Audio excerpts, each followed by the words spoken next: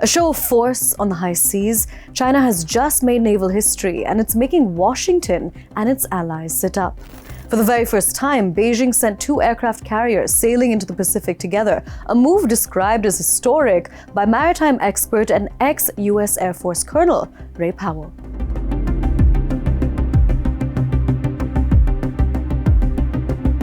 Powell points out no nation, except the United States, has operated dual-carrier groups at such distances since World War II. This is the first time China has demonstrated its ability to operate 2 carriers simultaneously beyond the first island chain. It's a glimpse into their ambitions for a blue water navy. So this wasn't just military pageantry. It was China flaunting its naval power and projecting its ambitions far beyond its shores. Beijing, of course, played it straight, calling the drills far-sea combat-oriented training. And state media, the Global Times, went a step further, declaring that China is entering its 3-aircraft carrier era. That's because its newest carrier, the Fujian, is expected to enter service later this year, joining the already operational Liaoning and the Shandong.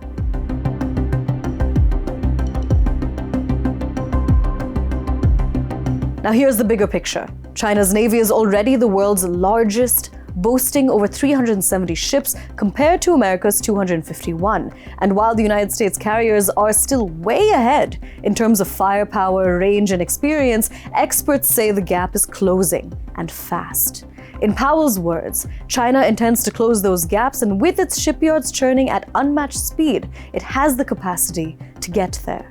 Beyond numbers, China's navy is focused on electronic warfare, missile technology, and amphibious forces designed to dominate regional flashpoints like the South China Sea and Taiwan Strait.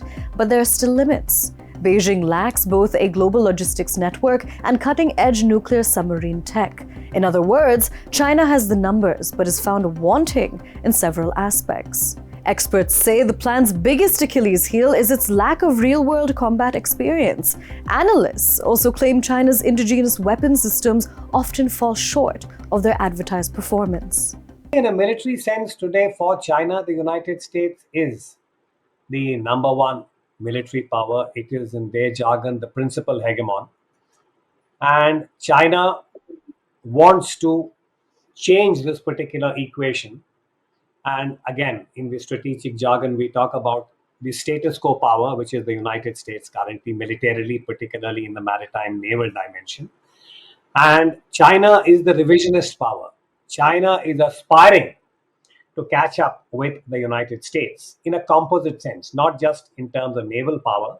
We talk about composite combat power as far as any navy is concerned, but there is also a comprehensive military index, which is all aspects of military power, which is, to put it in a more rudimentary manner, we are talking about the comprehensive military power that would bring to bear or include the army, the navy, the air force, air power, space power, underwater. And in today's context, we also have to look at the equivalent of cyber and spectrum to the extent that they are relevant, as also whatever new technologies like AI, artificial intelligence, would do to comprehensive military power for any nation. So on that grid, the United States still remains way ahead of China, but China is catching up.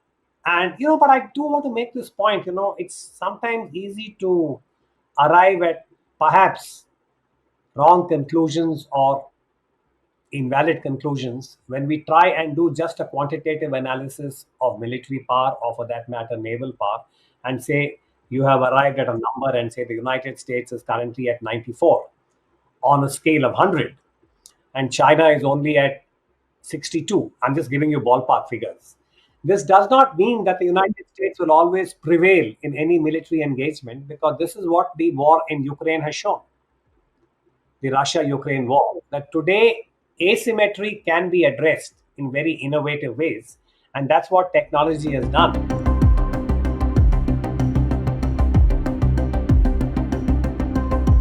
China's US-backed neighbors, though, are keeping a close watch. Japan's defense minister recently warned that Beijing is clearly advancing its operational capacity. From yesterday to today, we can confirm that 3 Chinese naval vessels, including the aircraft carrier USS Liaoning, sailed southbound through the waters west of Utsuri Island and then southbound through the waters between Yonaguni Island and Iriomote Island, heading for the Pacific Ocean. It is also the first time that we have confirmed that aircraft carriers belonging to the Chinese Navy, including the aircraft carrier USS Liaoning, have sailed through our contiguous waters. In light of the recent incidents of airspace violation by Chinese military aircraft and the past movements of Chinese naval vessels and other vessels in the vicinity of Japan, from the perspective of the security environment of Japan and the region, the recent incident is completely unacceptable, and Japan has expressed its serious concerns to the Chinese side through diplomatic channels. China's military activities in the vicinity of Japan have been expanding and becoming more active in recent years, and the government will continue to closely monitor the activities of the Chinese Navy in the waters surrounding Japan, and will take all possible measures to collect information and conduct vigilant monitoring. So, historic, yes, but also a signal. China isn't just dipping its toe in far sea operations anymore, it's testing the waters to become a true blue water navy, something that US strategists can no longer afford to ignore.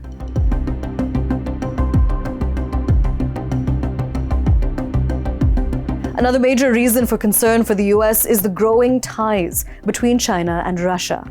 In August 2025, Russia and China teamed up for joint patrols across the Asia-Pacific, sending a signal that's impossible for Washington to miss. According to the Russian Pacific Fleet, crews of the Russian Navy and China's PLA Navy will form a new task group to carry out joint patrol missions in the Asia-Pacific. Yes, a task group, which in geopolitical speak means we're serious, we're watching, and we want you to notice. While joint drills are not new, a task force for joint patrol missions is. Remember, China and Russia have been carrying out annual drills for years, with joint sea exercises beginning in 2012. Think of it as a naval bonding retreat, but with warships. I have been participating in these exercises for 3 years now, and mutual understanding between the parties has become much higher. By staging regular high-profile exercises like these, Moscow and Beijing are sending a clear signal not only to the United States, but also its allies. A reminder that the Pacific isn't Washington's playground alone. And the timing is also significant. China-Taiwan tensions are mounting, with Beijing staging large-scale military drills near Taiwan. In today's geopolitical context, one could fairly say that, or make a reasonable kind of case to say that it is the most important maritime theater in the world for a variety of reasons: geopolitics, geoeconomics, and the kind of trade and energy dependency that this particular Indo-Pacific from Hormuz to Malaccas represents. So given all these considerations, yes, it is important. But circling back to this question of the US Navy and the Chinese Navy, I think what matters when we talk about naval power is the dynamic aspect, meaning where do you want to apply naval power and in which context? Now, the standard reference in the Indo-Pacific in relation to these two countries, United States and China, is about Taiwan. Will China attempt to take Taiwan by force? And if yes, how will the two navies be deployed? How important would they be? I think that is in many ways a question that professionals have been grappling with for a long time. And in that context, because I think that's an important point to bear in mind, the context and the kinetic or the temporal dimension, what exactly is the political objective of using naval power? From the Chinese side, it is very clear. They want the reunification of Taiwan. You may recall that President Xi Jinping is believed to have indicated that 2027 is the year by which the unification would be complete and Taiwan returns to the motherland, quote unquote. But the United States has sent a very strong signal that irrespective of who's in the White House, that they do not support the use of force. They do not recognize Taiwan as a separate country. So it's a very interesting kind of a gray situation in terms of the status of Taiwan and the degree to which military force will be brought to bear. Russia, for its part, has been loud and clear. It backs Beijing's One China principle and opposes any move towards Taiwanese independence. That solidarity has now sailed straight into live-fire drills. Russian anti-submarine ships joined Chinese destroyers in open-sea training, a spectacle which displayed both muscle and message. Meanwhile, in Washington, lawmakers aren't sitting quietly.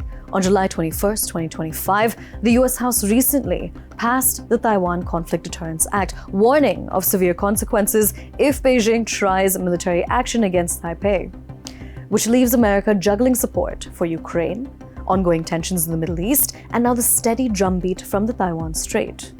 The bottom line? By flaunting their maritime camaraderie, Russia and China aren't just flexing naval hardware. They're reminding the world that in a US-led order, they'd rather be the challengers than the bystanders.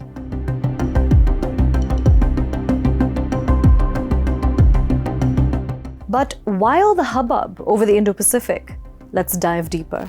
The Indo-Pacific term was first coined by a German geopolitical scientist, Karl Haushofer, in the 1920s. The concept of the Indo-Pacific, as we understand it today, took shape back in 2007 when Japanese Prime Minister Shinzo Abe addressed India's parliament with a landmark speech titled Confluence of the Two Seas.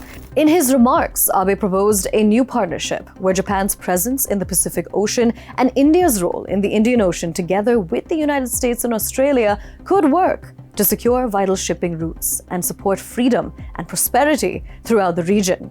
Not long after Abe's message, the term Indo-Pacific quickly gained traction in foreign policy circles, especially within the group known as the Quad: Australia, Japan, India, and the United States.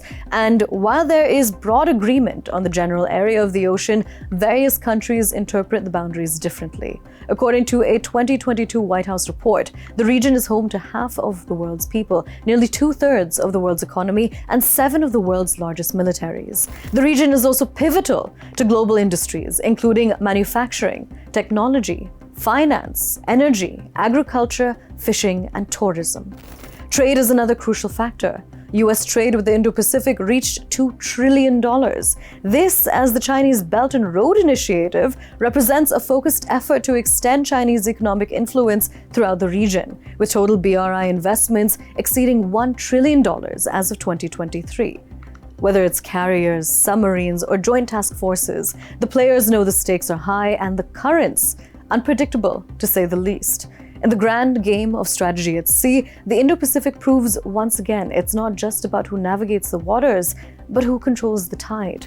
Anchors away, history's next chapter is already on the horizon. You're watching HT In Depth, and my name is Aisha Varma.